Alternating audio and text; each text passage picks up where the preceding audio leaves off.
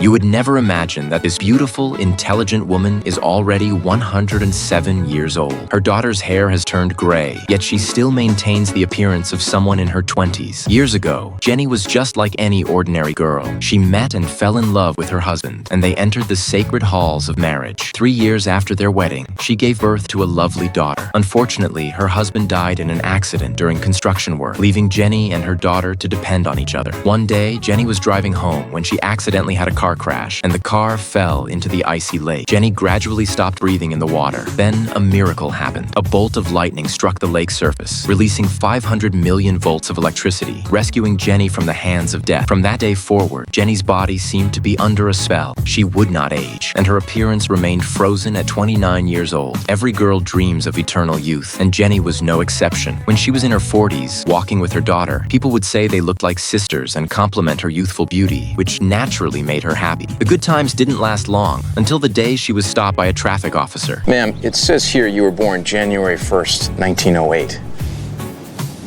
That's right. That would make you 45 years old? Yes. Ma'am, I'm gonna hold on to this.